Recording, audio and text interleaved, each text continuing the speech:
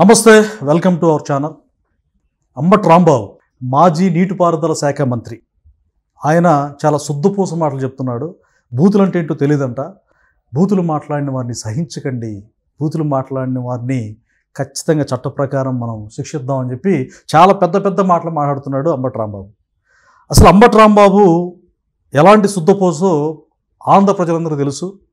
అతను వాక్చాతుర్యం ఉన్న వాస్తవాన్ని వక్రీకరించి ఏదేదో క్లబ్ చేసి మాట్లాడడం అతనికి అలవాటు.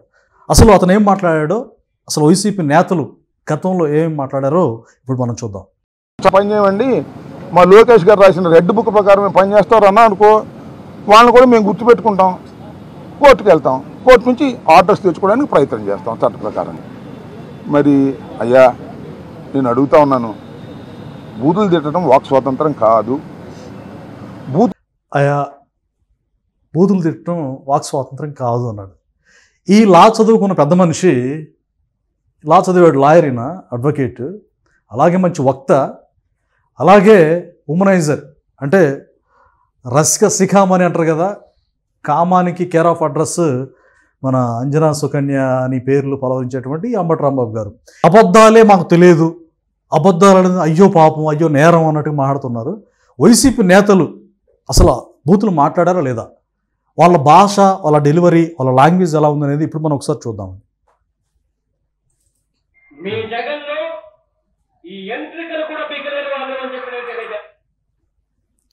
సాక్షాత్తు మాజీ ముఖ్యమంత్రి ప్రస్తుత పులివెందుల ఎమ్మెల్యే ఏమన్నారు, మీ జగన్ను ఈ వెంట్రుకు కూడా పీకలేరని చెప్పాడు. అసలు ముఖ్యమంత్రి స్థాయిలో ఉన్న వ్యక్తి అలాంటి భాష ఉపయోగించవచ్చా? వెంట్రుకు కూడా పీకలేమైంది? నువ్వేమన్నా ముఖ్యమంత్రివా, లేకపోతే ఎక్కడన్నా ఏదన్నా కాసుకునే వ్యక్తి, గేదెలు కాసే వ్యక్తి? వెంట్రుకు కూడా పీకలేరా? అది ఎక్కడ మాట్లాడుతున్నావు? చిన్న బిడ్డలు ఉన్న చోట, అందరు మహిళలు ఉన్న చోట. అసలు ఆ భాష మరి ఏం తింటున్నారో అర్థం కాదు, కానీ చండాలమైన భాష మాట్లాడుతూ ఏమంటాడు జగన్మోహన్ రెడ్డి, వెంట్రుకు కూడా పీకలేరని అహంకారపూర్తి పీకారు. మొత్తం ఓడబెరికి జుట్టంతా పీకి 11కు పరిమితం చేశారు. ప్రజలు ఏది కూడా వదిలిపెట్టరు. ఇంకా అంబటి శుద్ధపూస ఏమంటాడో, బూతులు మనం మాట్లాడద్దు అని చెప్తారు కదా, చూద్దాం ఒకసారి. చెప్పు. ముఖ్యంగా మన అచ్చెన్నాయుడు గారు నాకు గంటగానే మొత్తం కావాలి నువ్వు వస్తే. నిజంగా ఎంత నీచానికి పరాకాష్ట అంటే ఈ మాటలు. ఇక్కడ అసెంబ్లీ, నిండు అసెంబ్లీలో, దేవాలయం లాంటి అసెంబ్లీలో, శాసనసభలో గతంలో ఇతను గంట అరగంట అని ఉమనైజర్గా ఉండి స్త్రీలుగా ఉండి మాట్లాడారు కదా, ఆ విషయాన్ని ప్రతిపక్ష శాసనసభ్యుడు ఒక ఆయన ఇట్లా అన్నావు కదా అని చెప్పేసి కోడ్ చేసి అంటాడు. అంటే ఉన్న మాట అంటే ఉలికెక్కువ, రోషం పొడసుకొచ్చిందనమాట. ఏమంటాడు, అరే వాస్తవాన్ని వీళ్ళు చెప్పారు, దానికి జవాబు చెప్పలేక నిజానికి సిగ్గుతో తలదించుకోవాలి. అవునయ్యా నేను మాట్లాడిన తప్పే, దాన్ని పక్కన పెట్టండి అని చెప్పొచ్చు సింపుల్గా. కానీ ఏమంటాడు ఈ బలుపుతోటి ఇతను అంబటి రాంబాబు, ఆంబోతు రాంబాబు లాగా ఏమంటాడు, గంట కాదు మొత్తం కావాలంటాడు. మొత్తం ఏం కావాలి ఇక్కడ ప్రజలు ఆలోచించాలి. ఇతను ఇందాకేమన్నాడు, బూతులు మాట్లాడొద్దయా, మనం చట్ట ప్రకారం ముందుకెళ్దాం అంటాడు. మరి నిన్నేం చేయాలి అంబటి రాంబాబు? ఈ రాంబాబు నిండు అసెంబ్లీలో, అది 4 గోళ్ల మధ్య అనలేదు, నిండు అసెంబ్లీలో శాసనసభలో అందరూ ప్రజాప్రతినిధులు ఉండగా, ప్రజలందరూ చూస్తూ ఉండగా నిజంగా బలుపు, ఆ మాటలు మాట్లాడి నాకు బాధగా ఉంది. కాకపోతే ఆ బలుపుని పలకాలి, బలుపుని మనం మంచిగా ఎట్లా పలకలేము. బలుపుతో అహంకారంతో కూడిన మాటలు మాట్లాడాడు అంబటి రాంబాబు, వాళ్ళ అధినేత జగన్మోహన్ రెడ్డి. జగన్మోహన్ రెడ్డి ఏదో పెద్ద మంచి పొలైట్ పర్సన్ అయినట్టు ఈ మధ్య అతని మనసును గెలుచుకోవడానికి, అతని మనస్సు చూరగొనటానికి తిరుమల దేవాలయం వెళ్ళినప్పుడు కూడా జగన్మోహన్ రెడ్డి సింబల్, ఆయన బొమ్మ ఉన్నదాన్ని షర్టు మీద వేసుకుంటాడు.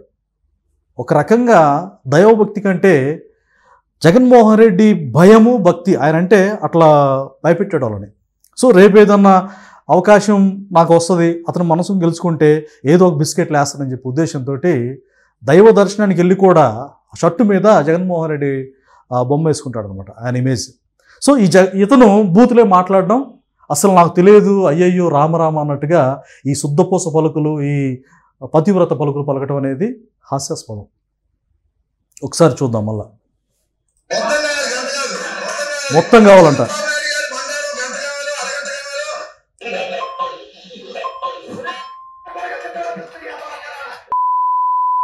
బా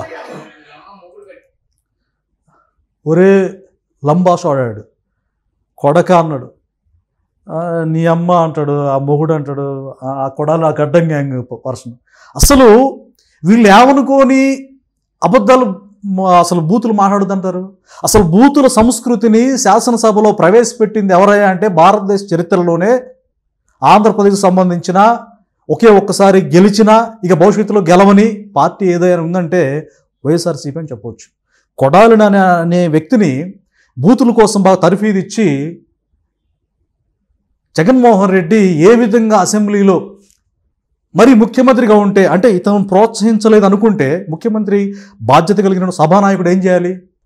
ఆ మాట మాట్లాడినప్పుడు మన పార్టీ పరుగు పోద్ది, మహిళా పక్షపాతిని, నేను మంచి వ్యక్తిని, నేను చాలా శుద్ధపూసని అని చెప్పి జగన్మోహన్ రెడ్డి భావిస్తారు కదా. నాని నువ్వు మాట్లాడేది కరెక్ట్ కాదు అని చెప్పి వారించలేదు, పైగా మంత్రి పదవి ఇచ్చాడు. ఇదే ఆంబోతు రాంబాబు కూడా డయాఫ్రమ్ వాల్ అంటే ఏంటో తెలియదు, కానీ ఇతను కూడా నీటిపారుదల శాఖ మంత్రి ఇస్తాడు. చంద్రబాబు నాయుడు గారి ఇంటి మీద, అలాగే కేంద్ర కార్యాలయం టీడీపీ కేంద్ర కార్యాలయం మంగళగిరి పార్టీ ఆఫీస్ని ధ్వంసం చేసినందుకు గాను జోగి రమేష్ కూడా మంత్రి పదవి ఇస్తాడు.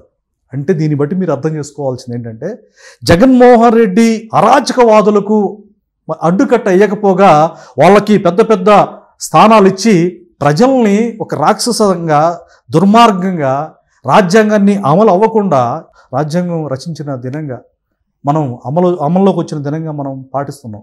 కానీ రాజ్యాంగాన్ని హననం చేసిన వ్యక్తి రాజారెడ్డి రాజ్యాంగం అనే ఒక కొత్త రాజ్యాంగాన్ని తన సెల్ఫ్గా క్రియేట్ చేసుకుని పాలించిన వ్యక్తి ఈరోజు సామ్యవాదం గురించి మాట్లాడతాడు, ప్రజాస్వామ్యం గురించి మాట్లాడతాడు, సోషలిజం గురించి మాట్లాడతాడు, రాజ్యాంగం యొక్క విలువలను గొప్పగా మాట్లాడతాడు, ఈవీఎంల గురించి మాట్లాడతాడు.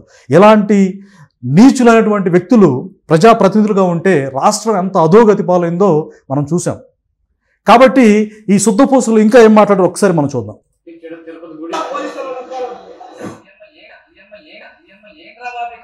మంచి మంగళని పంపిస్తా నీట్ బరకలు నువ్వు అన్నం తిట్టరావా పెంట తిట్టరావా, నువ్వు అన్నం తిట్టరావా పెంట తిట్టరావా.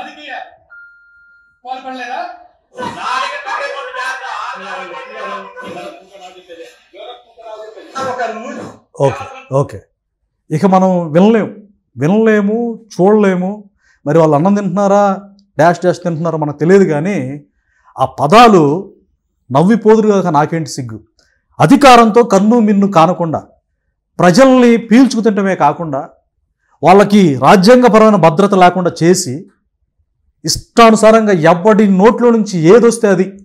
అసలు ఆంధ్ర ప్రజలు వినని బూతులు వైఎస్ఆర్సీపీ నేతలు సొంత వీళ్ళకి ప్రత్యేకమైన డిక్షనరీని వీళ్ళకి క్రియేట్ చేయాలి. ఎందుకంటే దానికి ఆ సభకి గొప్ప వ్యక్తిగా ఎవరిని చేయాలంటే కొడాలి నానిని చేయాలి, అలాగే అంబటి రాంబాబుని చేయాలి, పేరుని నాని మధ్య పేలుస్తున్నాడు. ఇంకొక మాట చెప్పదలుచుకున్నా, ఏ క్యాస్టిజం వేరియేషన్ తీసుకొచ్చి కొత్త సంస్కృతిని తీసుకొచ్చాడు జగన్మోహన్ రెడ్డి. ఈ బూతులు ఎన్ని ఒక ఎత్తు అయితే ఒక క్యాస్ట్ వ్యక్తిని తిట్టడానికి ఒక సామాజిక వర్గం నేతను నాయకుని తిట్టించాలంటే అదే సామాజిక వర్గం సంబంధించినటువంటి నేతని, ఉదాహరణకి డిప్యూటీ సీఎం పవన్ కళ్యాణ్ గారిని తిట్టించాలంటే అంబటి రాంబాబును పేరుని నానినో ఈ విధంగా ఇష్టానుసారంగా తిట్టించేటువంటి సంస్కృతికి కేర్ ఆఫ్ అడ్రస్కి నిలిచింది జగన్మోహన్ రెడ్డి. ఇంకోటి ఫైనల్గా అసలు ఒక ముఖ్యమంత్రి స్థాయి వ్యక్తి కులాలు మాట్లాడకూడదు. రాష్ట్రానికి తండ్రి లాంటి బాధ్యత నిర్వర్తించాల్సిన ఆ పెద్ద మనిషి సాక్షాత్తు ఒక కమ్మ కులం అని చెప్పి ముద్ర వేసి అది అమరావతి కాదు కమరావతి అని ఆంధ్రప్రదేశ్ రాజధానిని డిస్ట్రాయ్ చేసి నాశనం చేసినటువంటి నీచుడు ఎవరైనా ఉన్నారని అంటే అది జగన్మోహన్ రెడ్డి. బూతుల సంస్కృతిని ఎవరు తీసుకొచ్చారంటే జగన్మోహన్ రెడ్డి కాలంలోని ఆ చరిత్ర కూడా చాలా నీచమైన చరిత్రగా చరిత్రహీనులుగా మిగిలిపోయింది వైఎస్ఆర్సీపీ పార్టీ, ఆ పార్టీ అధినేత, ఆ నేతలు. భవిష్యత్తులో ఈ మాటలు ఈ భాష వినలేక ప్రజలు అసహించుకొని చేత్కరించారు, 11 సీట్లకు పరిమితం చేశారు. వీళ్ళ బూతుల గురించి మాట్లాడేదని చెప్పి ప్రజలు ఫక్కు నవ్వుతున్నారు. ఇప్పటికైనా బుద్ధి తెచ్చుకో అంబటి రాంబాబు. ఇష్టానుసారంగా అవాకులు చవాకులు మాట్లాడితే ఈసారి ప్రజలు తరిమి కొట్టి రాళ్ళు తీసుకుని కొడతారని చెప్పేసి ప్రజలు వార్నింగ్ ఇస్తున్నారు. ఇది ఈరోజు అంశం. మరొక అంశంతో మళ్ళీ కలుద్దాం. అందరికీ నమస్తే.